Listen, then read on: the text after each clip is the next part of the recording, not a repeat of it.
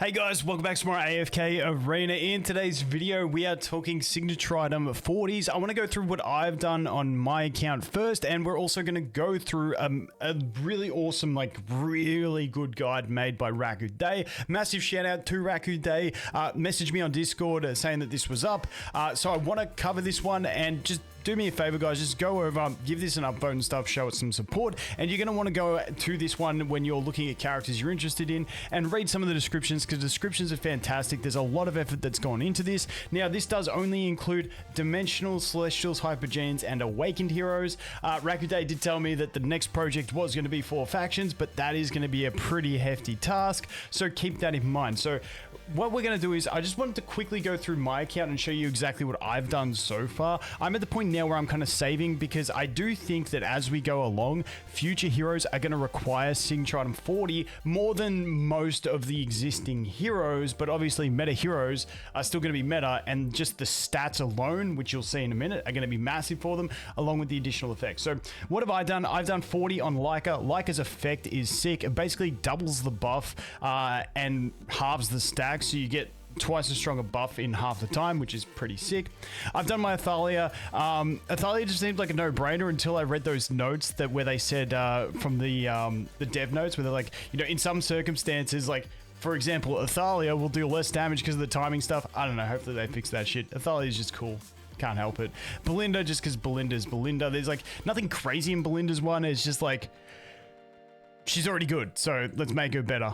And I think that was it. That the only non-awaken I did was Liberta, because Liberta's just cracked. Now that's pretty much where I get. The next one I'm looking at is going to be between Lucilla and also Awakened Shamira. I think they're both solid options as well. But that's sort of where I'm at the moment over on my main free-to-play account on the test server. So let's jump back over into this one and take a look at the guide. Now, I got the images here, so let's just zoom out a little bit. This is probably my favorite part in the whole guide, believe it or not. This makes me so happy. Just think before investing, and it's got Walker. I just love it. I just love that that got into a guide. I think that is epic. So basically, when we go through and look at it, we got some basic stuff of here. Now, we'll look at like the cost value of using the epic chest versus the mythic chest or the red chests. That is in the guide later on. But the one thing I want to show you guys is go through these when we see effect, primary, advanced, meta, SI30 priority and stuff like that, because when we look at these guides, you can see we've got effect, primary, advanced, meta, SI30 for a priority, and then recommendation. So these are what this is referring to. So you want to have an understanding of what these categories are before you go ahead and look at the characters. So the effect relates to how powerful the effect is for the character. For instance, like as how I said, like Leica's effect is that she doubles the buff and grants it the buff in half the time because it halves the stacks, which is pretty solid all round. So like that's a good effect. Primary stats includes attack, defense, and HP, and how much weight that they get through those stats in the scaling, which is going to be a very important thing when we look at how much stats we get. Advanced stats is like your other stats that aren't attack, defense, and HP. You know, haste and stuff like that, always going to be valuable stats. This one is the meta tier. When we look to these and we look at the meta, this is the place of that character in the meta without the new signature item. So obviously when we look at meta units, even if their signature item is not the best, for instance me, I did Liberta. You know, B plus on effect, primary stats is a B, advanced stats is an A, but the character is still just strong, so it's going to make it stronger. Like investing in a good character that has bad, like investing in an S plus with low tiers over here is probably going to end up being better than investing in something that has like S's across the board, but they're a C or a D in the meta, because putting makeup on a pig is still a pig. Like that's that whole type of thing. You guys get what I'm saying, okay? Dude, I think I went way too far in trying to explain that, and I probably butchered it, but you guys get the idea. Signature item 30 priority relates to like their priority of getting the 30 signature item. Some characters are just good without the 30 signature item, which you don't like need to get it as good. If we look at here, 30 priority for something like Chad is very low, but still an A+ meta character, but the character just works without the investment, so you can put the investment into other characters if that makes some sense. So hopefully that one makes sense, and that is pretty much it. Now the next thing we're going to look at here is a really cool chart looking at the stat weights that you get from different investments.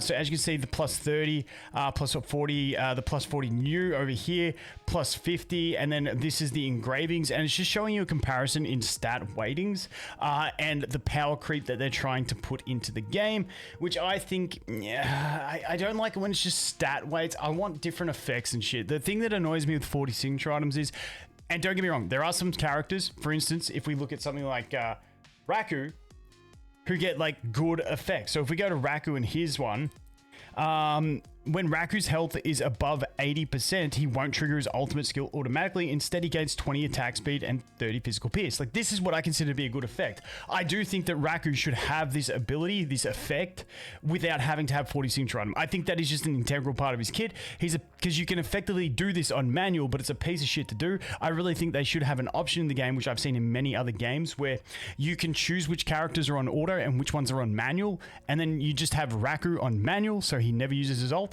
You have everyone else on auto. I think that should be a feature in the game, but hey, it's not, so you can get it through as 40. It's like a practical, functional change, whereas a lot of them are just like little number increases, and then the reason you're getting these is just because, well, the stats help, and I don't like that as much. But with future characters, I think it's going to be fundamental effect changes. But now it's like, with those fundamental effect changes are going to take you longer to get, because you got it to 40 instead of, if 40 never existed, you would have got it at 30. I've said this before, it kind of triggers me, but hey, it is what it is. All right, let's go back over here. So yeah, stat weighting on 50 is huge, but even 40 compared to E60, 40 is giving more stat weight in general than E60, which, you know, it's a lot of stats. So that's what we're looking at in that one. So let's jump over into these. First of all, we have the Celestials, and I definitely recommend you guys go here and read the characters if you want to read them, and, you know, go ahead and get them up. But in the Celestials, nothing seems completely cracked when you just have a glance at it. It's more of a case of, if a character's good, they're probably going to get better with it. Like I said, I went into Liberta. Now that I look at this sheet, maybe I could have skipped Liberta, but, you know, it is what it is. Like, that's the Celestials. Go through any character you're interested in doing, but once again, I would look at the meta characters you're using all the time first, and that's why I went Liberta. Now, as we move down here into Hypergeans, you can see here that we get a really cracked one once we get down here to Lucilla. Now, Lucilla, basically, it's really jacking up. If we go back over here, it completely jacks up her solo damage dealing capacity. So if we go here, yeah, that's expanded. Damage from normal attacks dealt by both Lucilla and her silhouette is increased by 320% of her attack rating. Increased to 320%. But if you look at like her silhouette previously was doing like 100%, I think it was. So like, it's a good increase for both of them, and it just adds that damage capacity as well, which is quite nice. So Lucilla getting like a nice little buff out of that. So I've always loved Lucilla way more than Liberta, just based on designs. So I'm curious to see if something like this shifts priority in people's minds to put Lucilla more at the top of stargazing priority. Like, depending on how she works. Maybe on my new account, I'm going to start, like, I've already got 2 copies of Liberta, but maybe I shift and I do Lucilla and see if we get her to like 40 signature item, whether that, like, because all you need is mythic for it. Nah, it's probably not going to be a thing, but I don't know. I'm keen to see what people find out anyway. But then we have something like Lavatune. You can see Lavatune, he's like just an absolute monster of a unit. So we've got a nice effect. The stats don't really impact him too greatly, but I think he is going to be another one that I will probably do eventually, because he's just such a good unit as well. And then we just jump down into Awakened Heroes. So as you can see, Matria basically gets a massive damage boost on hers, which is really nice. You can see Belinda there. She's got A+, S, B+. Not crazy, but because Belinda's so highly used for me, I think she's just a good unit. We will go ahead and do her. Then we got the Leica. Like I said, I put the Leica in there. She got a really cool effect, and that Shamira is another one I'm considering as well, but that's sort of where we're looking. Once again, I did Athalia. She's got the SSS, which, you know, is good enough for me, warrants sort of, you know, going in and building. So that's kind of what we're looking at. Now, the one thing I forgot to mention is this other category that we have over here, which is the recommended. This is where some of those characters get a really nice stat boost off of like a different level of investment. And that's why you'll see some of these being level 35, 35, 35, because that stat that they can get from it is going to really benefit them. But the effect that they get at 40 isn't as crucial, so they can go ahead and do this. That's why you'll normally see those characters with those in-between ones. Aziz is a bit different. Aziz doesn't matter because he's just like a bit of a trash unit. But when we look at something like these two down here with Eugene, you can see like these two both have a really bad effect. Like the effect is B, but their stats are good. So getting to them to 35 gets them that extra stat weight without having to worry about that extra investment from 35 to 40 to go ahead and get that final bit on it. So that's what we're looking at there. And then over here we have the dimensionals as well. And this is going to be much of a muchness. Like I'm probably going to go ahead and do my my Rem just to get that extra damage out of her, because Rem is OP and we all know it, and I just love Rem, so that's probably what I'm gonna do. Besides that, dimensionals, I'm honestly not too stressed looking at them. I'm not overly stressed, although with this one, like maybe we go Joan, but I'm really not too stressed about Joan of Arc. But yeah, Rem's the main one I'm personally looking at. Let me know if you guys are thinking about any others in there. But this just goes through down here. We've got like the cost of each one needed to do it. And then we have a nice little breakdown here of like, if you had infinite amounts of both of them, what you would want to do is use the epics for 31, the reds for 32 to 38, and then the epics for 39 and 40. However, this bit on the side here basically has the massive sort of disclaimers and stuff like that. It's like, okay, for me, on a brand new account, you still need to get so many units to 30, and 30 is going to be like the main unlocking capabilities for a bunch of characters.